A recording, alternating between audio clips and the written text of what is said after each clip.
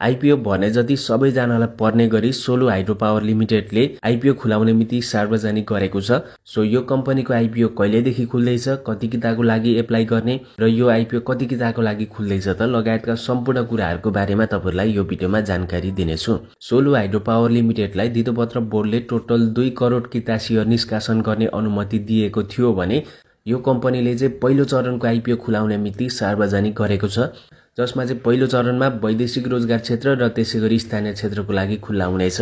वैदेशिक रोजगार क्षेत्रको लागि यही मंसिर 7 गतेदेखि मंसिर 10 गतेसम्मको लागि खुल्ला हुनेछ र त्यति बेलासम्म पनि बिक्री नभइसकेमा चाहिँ म्याद थप गरिनेछ।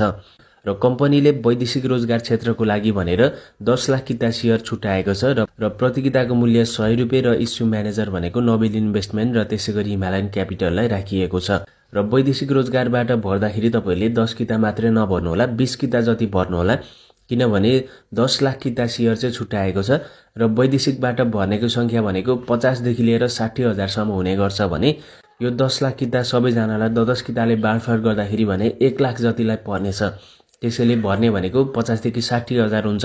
त्यसैले चाहिँ तपाईहरुलाई 10 किता मात्रै नभएर 10 देखि माथि 15-16 किता जति चाहिँ एकजना बराबर पर्नेछ। जति जनाले भर्नुहुन्छ सबैजनालाई पर्नेछ। त्यसैले तपाईहरुले 10 किता भन्दा चाहिँ धेरै भर्नु होला। र यस कम्पनीले स्थानीय क्षेत्रको लागि चाहिँ भने टोटल 1 करोड किता शेयर छुटाएको छ। टोटल यस कम्पनीले 2 करोड किता शेयर निष्कासन गर्ने अनुमति पाएको थियो भने त्यसबाट भने 50% 1 करोड किता चाहिँ स्थानीय बासिन्दाहरूको लागि छुटाएको छ। त्यसैले स्थानीय बासिन्दाहरूमा जो पर्नुहुन्छ तपाईहरुले जति भर्नुहुन्छ भर्नु होला, जति सक्नुहुन्छ भर्नु होला, किनभने 1 करोड किता छ, तपाईहरुले जति भर्दा पनि पर्ने नै छ। जस्तै यो स्थानीय कोटाबाट चाहिँ कसले भर्न मिल्छ त अब त्यो हेर्नेछौँ।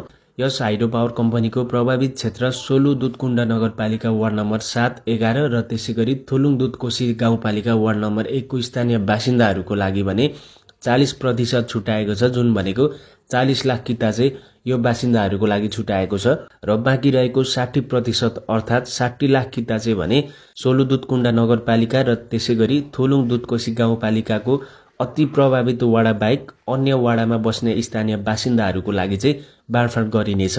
सो तपाईहरु चाहिँ सोलुखुम्बुको बासिन्दा हुनुहुन्छ भने चाहिँ तपाईहरुले यसमा स्थानीय कोटाबाट आवेदन दिन सक्नुहुनेछ। आवेदन दिनको लागि तपाईहरुले बैंकमा गएर तपाईहरुले आवेदन दिन सक्नुहुनेछ।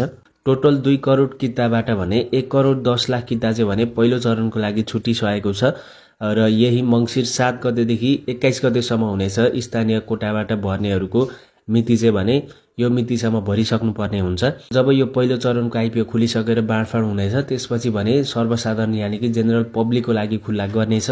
सो अब जेनरल पब्लिकहरुको लागि कहिलेदेखि खुल्दैछ त्यसको अपडेटहरु ल्याउन बाँकी नै छ र त्यसैगरी यस सम्बन्धी थप अपडेटहरु भिडियोहरु हेर्नको लागि चाहिँ भने हामीलाई फलो सब्स्क्राइब गर्दै गर्नु होला।